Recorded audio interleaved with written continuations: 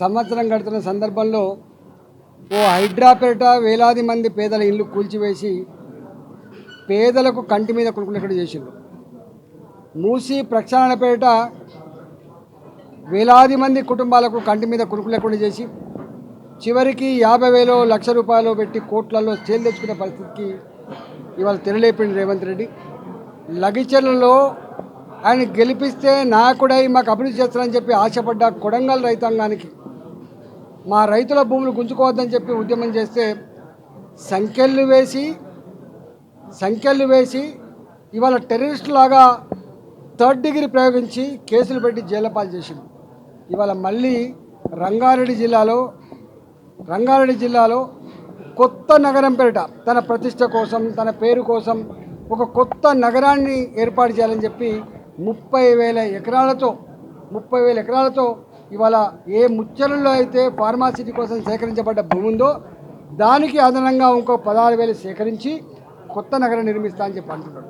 సరే, నిర్మించుకుంటే మాకేం బాధ లేదు, కానీ గుంజుకున్న భూములకు అక్కడ ఏ ధర అయితే ఉందో ఆ ధర ఇవ్వాలి తప్ప అక్కడ 2 కోట్లు 3 కోట్లు ఉంటే 8 లక్షలు 10 లక్షలు ఇస్తా అంటే నీ అబ్బా జాగిరి కాదు రేవంత్ రెడ్డి, రియల్ ఎస్టేట్ బ్రోకర్గిరి కోసం నీకు ఇవ్వలేదు.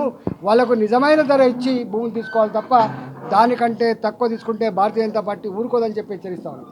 దానికోసం ఇప్పటికే అక్కడ ఫార్మాసిటీ కోసం ఒక road already Nagarjuna Sagar road 200 ఫీట్తో నిర్మించబడి ఉన్నది. ఇంకొక రోడ్డు 200 ఫీట్లతో మనకు శ్రీశైలం రోడ్డు ఉన్నది. ఈ నాగార్జున సాగర్ రోడ్డు కావచ్చు, శ్రీశైలం రోడ్డు కావచ్చు, ఈ రెండింటిని కలిపే నుండి రోడ్డు కూడా నిర్మాణమై ఉంది 200 ఫీట్తో. అక్కడ మళ్ళొక రోడ్డు ఉండాల్సిన అక్కడ లేదు, కానీ ఇక్కడ 330 ఫీట్లతోటి 9 గ్రామాలు కొంగర కాలం నుంచి మొదలుపెట్టి మీర్కాన్పేట వరకు అందరూ కూడా చిన్న రైతులు, పాపం బలహీన వర్గాలకు సంబంధించిన రైతులు. అక్కడ 1 ఎకరం విలువ ఇప్పటికే రింగ్ రోడ్డు పోయింది, ఇప్పటికే కలెక్టరేట్ల పేట భూములు గుంజుకున్నారు. ఎకరమో 2 ఎకరాల్లో ఉన్నటువంటి భూములను ఇవాళ 20 లక్షలకు 30 లక్షలకు గుంజుకొని ఇవాళ రైతుల కళ్ళను మట్టి కొట్టే ప్రయత్నం చేస్తున్నారు. వాళ్ళు మా భూములు గుంజుకోకండి అని చెప్పి వాళ్ళు ఆందోళన చేస్తూ ఉంటే వందల మంది పోలీసులతో రెవెన్యూ ఉద్యోగులు మిడతల దండ మీద ఓ తోడలు లెక్కపడి వాళ్ళు ఇబ్బంది పడే ప్రయత్నం చేస్తున్నారు. బీ కేర్ఫుల్ రేవంత్ రెడ్డి గారు, మీరు కనుక ఇవాళ ఆల్రెడీ శ్రీశైలం రోడ్డు కావచ్చు, నాగార్జున రోడ్డు కావచ్చు, దాన్ని విస్తరించుకునే ప్రయత్నం చేసుకోండి తప్ప మళ్ళా కొత్త రోడ్డు పేరిట 1900 కుటుంబాల భూముల్ని గుంజుకొని వాళ్ళ కళ్ళల్లో మట్టి కొట్టే ప్రయత్నం చేస్తే భారతీయ జనతా పార్టీగా చూస్తూ ఊరుకోవడం సిద్ధంగా లేం. ఆ రైతుల పక్షాన్ని తప్పకుండా ఉంటామని చెప్పి తెలియజేస్తా ఉన్నా. అదేవిధంగా మళ్ళీ ఒక 16,000 ఎకరాల కోసం ఏదైతే ప్లాన్ చేస్తుందో వాళ్ళకు సరైన ధర కనుక ఇవ్వకపోతే వాళ్ళ భూములు గుంజుకోవద్దని చెప్పి హెచ్చరిస్తా ఉన్నా.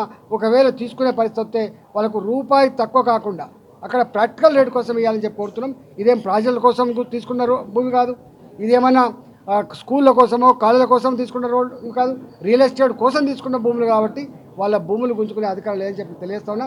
ఇవాళ రియల్ ఎస్టేట్ బ్రోకర్ లాగా కట్టే ఇండ్ల కోసం 330 ఫీట్లతో రోడ్డు కూడా అది రియల్ ఎస్టేట్ కోసం చేస్తున్నారు కాబట్టి ఇది సమాజహితం కోసం కాదు కాబట్టి రైతాంగాన్ని ఇబ్బంది పెట్టదని చెప్పి తెలియజేస్తా ఉన్నా.